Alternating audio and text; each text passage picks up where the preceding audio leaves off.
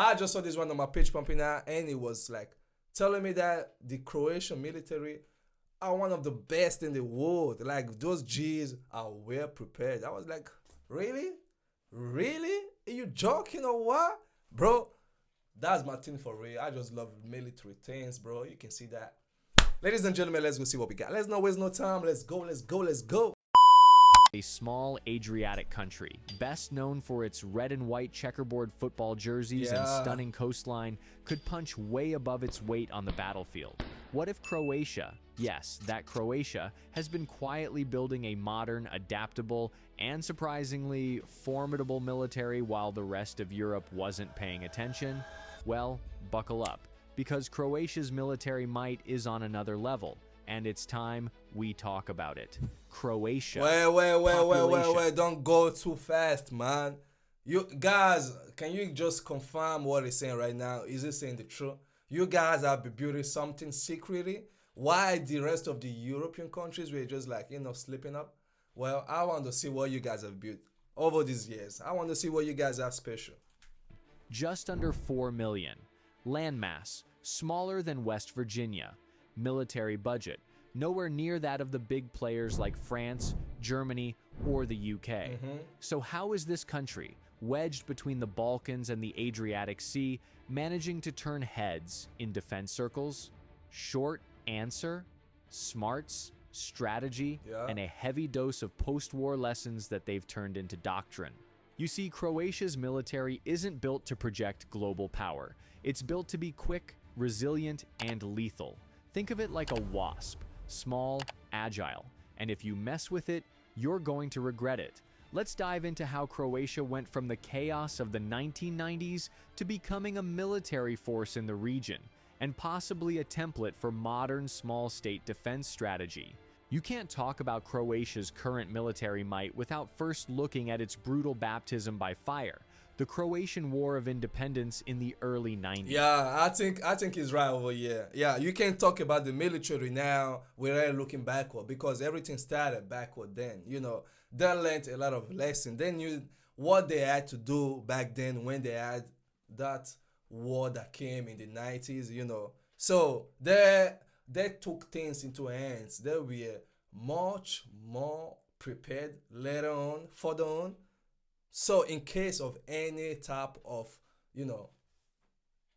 war or anything at all coming close. So I think, they learned a lot from back then. But I still want to get what they have more special. I still want to get that. Back then, Croatia was up against the larger and better equipped Yugoslav People's Army. It was a messy, asymmetrical conflict. Think urban warfare, guerrilla tactics, and desperate innovation. Basically, the kind of military schooling no one wants. But Croatia graduated from it with honors. By the time peace returned, Croatia had learned several hard truths. Never rely too heavily on foreign arms suppliers. Mobility beats mass when you know your terrain. And perhaps most importantly, if you want to be secure, you better be ready to do it yourself. Exactly. These lessons would go on to shape the Croatian armed forces, CAF, into what they are today: lean, modern, and smarter than they look. Today, the CAF is divided into 3 main branches: the Army, the Navy, and the Air Force. Each one is optimized not for sheer size, but for interoperability, NATO integration, and, let's be honest, maximum efficiency on a budget. Let's start with the Croatian Army. On paper, it's modest. Around 15,000 active personnel plus reserves. But here's where it gets interesting. Their doctrine isn't focused on overwhelming force. Instead, it's about rapid deployment, flexibility, and combined arms operations. Yeah, I understand that. But normally, that's what the army are mostly reputed for. They need to be lenient, fast, very intelligent. They need to move smart. You don't treat the army like whatsoever. The army are them brilliant people, because these G's, putting their level of studies aside, then you need to add the levels of experience they having, the type of training they've been through, bro. You think being an army is a fucking hard thing, bro? They've trained extensively in mountainous and urban terrain, basically their backyard, and are optimized for defensive warfare that makes would-be invaders think twice, or 3 times. Now, the Croatian Navy. It may not be launching aircraft carriers anytime soon, but Croatia doesn't need one. The Adriatic Sea is narrow and easily defensible, which is why the Croatian Navy has leaned into fast attack craft, coastal missile systems, and maritime surveillance. Think of it as the Mosquito Fleet: small, fast, annoying, and, when necessary, deadly. Yeah. And then there's the Croatian Air Force, which just got a massive upgrade. But this wasn't just about shiny new toys. This was strategic. By investing in high-performance NATO-compatible aircraft, Croatia solidified its place in regional air superiority, signaled that it's ready to play hardball if necessary, and made sure any airspace violations will come with consequences. Damn, bro. Suddenly, Croatia isn't just defending its skies, it's projecting regional deterrence. And trust me, everyone from Serbia to Russia noticed. In 2021, Croatia made headlines by buying 12 French Dassault Rafale fighter jets. Really? That's right. The same jets France uses to flex in NATO and abroad. So, okay, they bought 12 from France, right? Okay. I didn't hear about that information, though. That our president, Emmanuel Macron, were doing things like this, bro. Okay, this good coming across this one. These multi-role beasts can dogfight, bomb, and do reconnaissance, and they're a quantum leap from the aging MiG-21s Croatia used to rely on.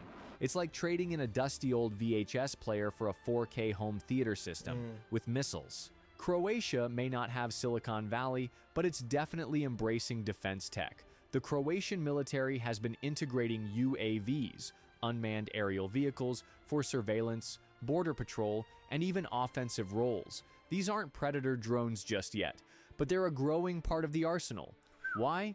Because drones are cheap, versatile, and they make traditional defenses nervous. A well-timed drone swarm can ruin someone's day. Ask any tank operator in modern conflict zones. Also, Croatia's partnerships with NATO have allowed access to joint training, cyber defense frameworks, and shared intelligence platforms. Okay. This means Croatia isn't defending alone. It's plugged in. If Okay, anything, they're plugged in because they just integrated the NATO. So, let's just say they're not alone again. No problem. happens, it's not just Croatian boots on the ground, it's NATO's eyes in the sky and potentially boots on standby. And now we get to perhaps Croatia's most elite asset, its Special Forces Command, known as SFCOM. These are not your average soldiers. We're talking about highly trained operators with experience in NATO missions. So these are much more better than the soldiers, the army, or whatsoever. You telling me, yeah, these ones here are highly trained? Okay. I just need to find much more information about these G's, though. What they call Its Special Forces Command, known as SFCOM. SFCOM. I just need to check more about this SFCOM to see how they really are. Since they're much more performance than the soldiers, the army. I want to get more information though. These are not your average soldiers. We're talking about highly trained operators with experience in NATO missions, counterterrorism, and unconventional warfare. Think of them as the Swiss Army knives of the Croatian military. If Swiss Army knives could call in airstrikes and speak 3 languages while rappelling out of helicopters. They've operated in Afghanistan, Kosovo, Mali, learning how to fight alongside international forces while sharpening their own skill sets. In fact, for a small country, Croatia has exported a surprising amount of tactical know-how through these missions, building not only reputation, but also connections that matter when stuff hits the fan. Okay. The country joined NATO in 2009, and they've taken it seriously, not just as a free security blanket, but as an opportunity to evolve. They've met interoperability goals, contributed troops to NATO operations, and actively participate in military exercises with some of the best trained armies in the world. In return, they've received upgrades, intel sharing, training, and the biggest advantage of all, the NATO deterrent umbrella. Yeah. But here's the thing. Croatia isn't just passively benefiting. It's becoming a reliable contributor. The kind of member other countries look at and go, okay, these guys are small, but they've got their act together. In a region with unpredictable actors and a recent history of instability, that kind of credibility matters more than a giant tank battalion ever could.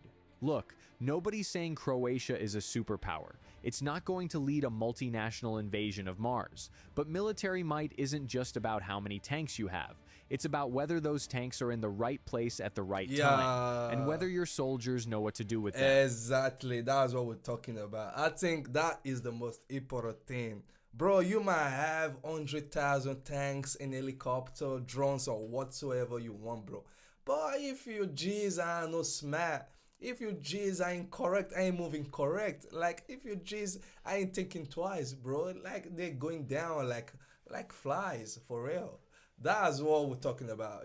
I think is pretty right because over them, be trained by the NATO and getting much more helps, doing bunch of things with those G's. I think, bro, and the most important thing is that these G's always put their hands together to accomplish whatever they want to do. So I just think that just fit it all. It just made the thing just round up.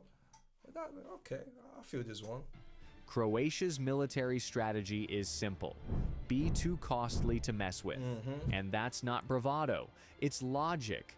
In today's world, where war is more hybrid, more urban, more digital, Croatia is punching at a level that should make much larger countries take notes. Yeah. It's the military equivalent of a chess player who only moves a few pieces, but each move changes the entire board. So next time you're booking a vacation to Dubrovnik or watching Luka Modric weave through defenders, remember this: Croatia's not just playing games. It's prepared. It's evolving. What he said right now, bro, I swear to God, bro, I couldn't take it. And next time you're watching Luka Modric, just know that, bro, what the fuck are you talking about? Since he's somehow right though, because I noticed these Croatians from 2018 when they won the World Cup, when they came second at the World Cup, that was where the world started noticing the Croatians. Like, these G's are good in football. Like, who are they? Like, you understand? Most people only knew Luka, Mandzukic, Perisic, some few players back then. They didn't know that these G's as a team, they were much more prepared as a team than an individual player. That was what everyone noticed, including me, just from 2018, and that's how he's been ever since then. I think maybe it has always been like that, just that G's were ain't falling up. As soon as the major discovered, the world discovered the team, bro, everybody just start focalizing on the Croatian team. Bro, that's beautiful though. And it knows how to defend its turf with the kind of quiet confidence that doesn't need to shout. Which is kind of ironic when you think about it. Because in an age of loud powers making loud threats, maybe the most powerful move is not making noise, but being so well prepared that no one dares test you. Croatia's military might isn't loud, it's not flashy, but it is on another level. And sometimes that's exactly what power looks like. Thanks for watching. If you learned something new, drop a like. Bro, definitely I'm going to drop a like and even a follow because you did a great job. You explained things well. And what he just said lastly, bro, is really true. Sometimes you don't need to show that, you're the most powerful. You don't even need to let people know that you're the most powerful. But just let people, just like, let them know in your mind that, okay, this G is not showing, but I think he might be really stubborn if we go test him. I think that's what a lot of people need to learn. Not just the heaviest voice is the most powerful. That is really false. You might be quiet and really, really, really damn dangerous, man. Wow. I thought the Croatian military were just like all those European countries, nothing much. These G's were just like, doing like every other armies.